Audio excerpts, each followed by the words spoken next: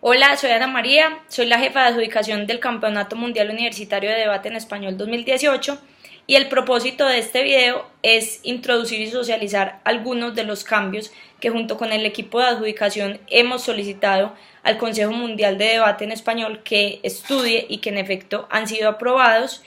Estos cambios se refieren en particular al primer anexo de la Constitución, anexo en el que se contempla como tal el reglamento del campeonato, y de los 9 cambios que hemos solicitado, el Consejo ha aprobado, digamos, en sus sesiones extraordinarias el cambio de 8 de ellos. Entonces voy a ir por cada uno de los cambios que hemos realizado para, digamos, que sea más fácil para todos entender y llegar, digamos, a una socialización más amplia respecto de estos puntos. El primero de los cambios se refiere a la regla 1.2.3 del reglamento. En esa regla básicamente se hablaba sobre la moción, está dentro de la capítulo 1.2 que se refiere a la moción, y en el 1.2.3 la norma decía: los oradores deben debatir la moción de acuerdo con el espíritu de la moción y el espíritu del torneo.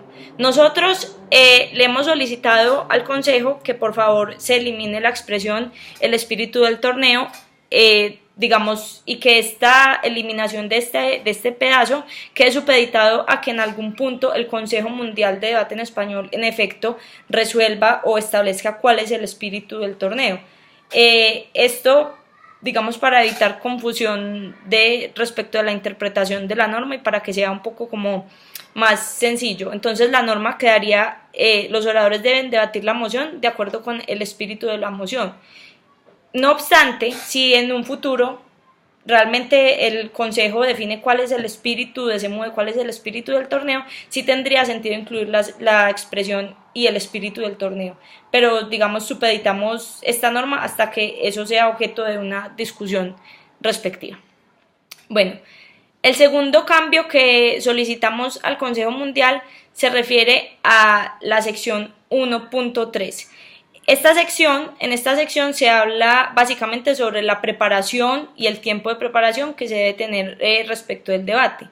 En particular, nosotros lo que solicitamos es incluir una norma o digamos, incluir una interpretación respecto de los equipos que deben preparar el debate sin ayuda de terceros. Básicamente se incluye el 1.3.4 dentro del reglamento, y allí se incluye la expresión: los equipos deben preparar el debate sin ayuda de terceros a reserva de causas de fuerza mayor contempladas en los documentos. Esto se refiere a los documentos de equidad y demás, o a las personas que necesiten asistencia, no sé, por determinadas condiciones preexistentes que se hablen, digamos, con el equipo de adjudicación y demás. A eso se refiere esa modificación que se hizo. El siguiente cambio se refiere también en el tiempo de preparación, referido a la regla 1.3.3. En el reglamento original se incorporaba la prohibición, digamos, total del uso de equipos electrónicos durante el tiempo de preparación del debate.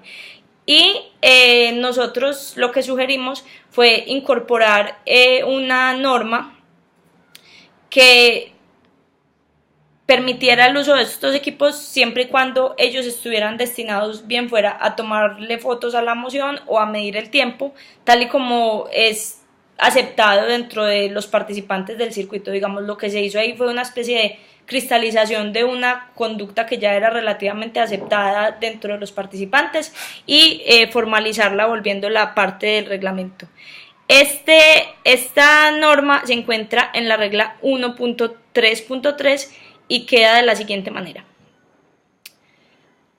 a los oradores se les permite usar el material escrito e impreso durante la preparación y durante el debate.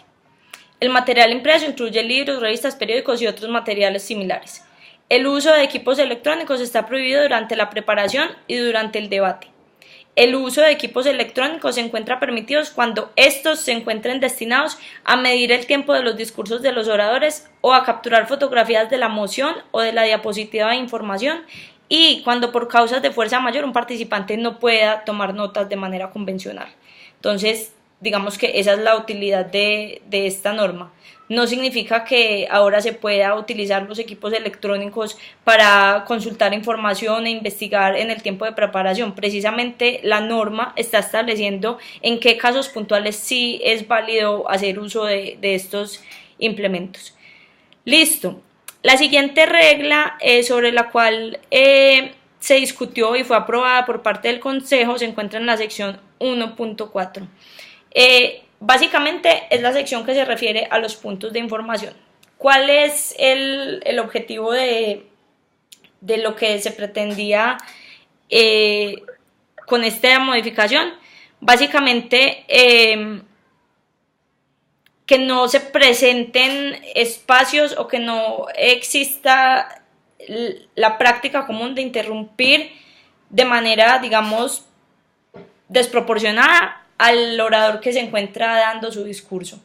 Inicialmente se había planteado una modificación de manera que tuviera que pasar algún tiempo para que las personas que van a hacerle un punto de información al orador que se encuentra haciendo uso de la palabra tuvieran que, digamos, esperar algo así como 15 segundos, que es lo que nosotros recomendamos ampliamente, pero la norma no quedó redactada de esa manera precisamente porque, haciendo caso a los comentarios de algunos países, era mejor asimilar el reglamento a lo que se tiene en el reglamento del Campeonato Mundial de Debate en Inglés, y precisamente allí no se encuentra una regla donde exista esta delimitación temporal específica de los 15 segundos antes de hacer el siguiente punto de información. Entonces, básicamente la norma queda de la siguiente manera. Norma 1.4.2. Para solicitar un punto de información, el orador debe levantarse de su asiento y puede extender su mano hacia quien está presentando el discurso. También puede anunciarlo de manera verbal, diciendo punto de información u otras palabras con este fin. Los puntos de información se solicitarán de manera que no interfieran con el discurso del orador. Esa última expresión se refiere un poco a prevenir ese tipo de situaciones en las que sea demasiado desproporcionada la forma como se pide un punto de información, como se le solicita. Listo. El siguiente cambio o la siguiente modificación se refiere a la regla 1.4.1. Es una obviedad, pero básicamente lo que solicitamos fue que se aclarara de manera explícita que los puntos de información solo se pueden solicitar al orador de la bancada, digamos, contraria, o al orador de la contraparte. Y la norma básicamente queda redactada de esta forma: 1.4.1. Los puntos de información, preguntas o comentarios dirigidos al orador de la contraparte que está haciendo el uso de la palabra pueden ser presentados luego del primer minuto y antes del último minuto de cada discurso. Los discursos duran 7 minutos. Listo. La sexta modificación que habíamos solicitado no fue aprobada. Esta modificación, digamos, para el interés de la comunidad, se refería a que se eliminara el número mínimo de puntos de información que un orador debía responder. Considerábamos que era una norma innecesaria, pero la norma se mantiene, de manera que el 1.4.6 queda tal cual como en los otros reglamentos, que en particular se refiere a que los oradores deben intentar responder al menos 2 puntos de información durante sus discursos. Luego viene la modificación a la regla 1.5.1.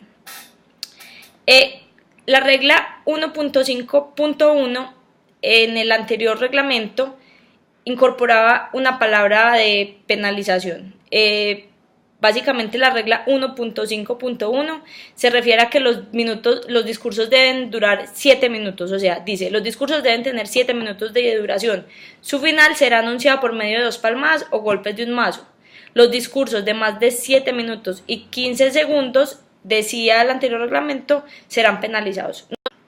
En conclusión, respecto de la regla 1.5.1, los discursos que duren más de 7 minutos, 15 segundos, simplemente no serán tenidos en cuenta por parte del juez, nuevamente atendiendo a algo que era una práctica recurrente dentro del circuito, porque realmente no era muy clara la penalización.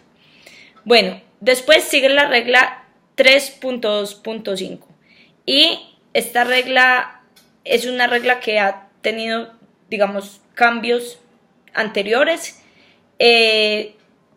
La regla como tal contemplaba que el látigo de gobierno podía introducir material argumentativo propio y nosotros abogamos para que el látigo de gobierno no pueda introducir material argumentativo propio. Por distintas razones, algunas de ellas tienen relación con la estandarización del CEMUDE y su, digamos, necesidad quizá de ser similar a otros torneos en los cuales se inspira, en particular al mismo Campeonato Mundial de Debate en su edición en inglés, y un poco a respetar esas reglas particulares del formato. Entonces, la regla 3.2.5 queda de la siguiente manera.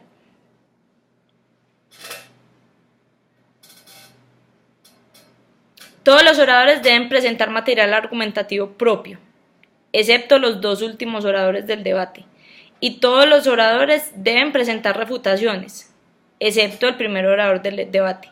Tanto el látigo del gobierno como el de oposición no pueden presentar material argumentativo propio. Listo. Finalmente, la última regla sobre la cual consideramos que el Consejo debiera tener una reflexión es la regla 3.3.2. En esa regla, el anterior reglamento contemplaba la expresión persona razonable. Nosotros consideramos que el término más adecuado es votante informado. Y la diferenciación entre la persona razonable y el votante informado, en particular refiriéndose al rol del juez, me permito leer cómo queda la norma, el 3.3.2 queda de la siguiente manera. El contenido debe ser evaluado desde el punto de vista del votante informado. Los jueces deben analizar el contenido presentado y evaluar qué tan persuasivo es, dejando de lado cualquier conocimiento especializado que puedan tener sobre el tema del debate. Lo que se hace con la modificación del votante informado en vez de la persona razonable promedio es subir un poco el estándar de quién es el juez y qué rasero debe tener al evaluar los debates. Entendemos que CEMUDE es una competencia universitaria que quizá invite a las personas a discutir de una forma que una persona razonable promedio en general no lo haría. Y si bien nosotros entendemos que esto simplemente es una norma que busca que el juez se ponga en una posición que no tenga preferencia por algún tipo de conocimiento muy especializado o detallado, también creemos que la norma anterior que se refería a la persona razonable promedio quizá podía hacer que los jueces bajaran su estándar de entender el debate que estaban viendo. Es decir, entiendo perfectamente el argumento que me está presentando, independientemente de cualquier conocimiento especializado que tenga, pero creo que una persona razonable promedio no lo entendería. Y creemos que esto es una falla, porque llevó de pronto que en algunas oportunidades algunos jueces redujeran o impusieran una carga de premisas mayor a los oradores de las que en verdad debían tener o debían justificar. Entonces creemos que el estándar debe estar más ajustado hacia un votante informado, que es una persona que lee periódicos, que es una persona que está familiarizado en cierta medida con algún tipo de discusiones, y no debiéramos llevar ese estándar a la baja. Bueno, básicamente estas son las modificaciones. Esta es como una breve socialización para que encuentren, digamos, en el reglamento más claro qué es lo nuevo y qué es lo viejo. Todos los miembros del equipo de adjudicación estamos muy dispuestos a seguir discutiendo sobre esto y a seguir hablando sobre la interpretación de las reglas y lo que ustedes también quieran conversar con nosotros.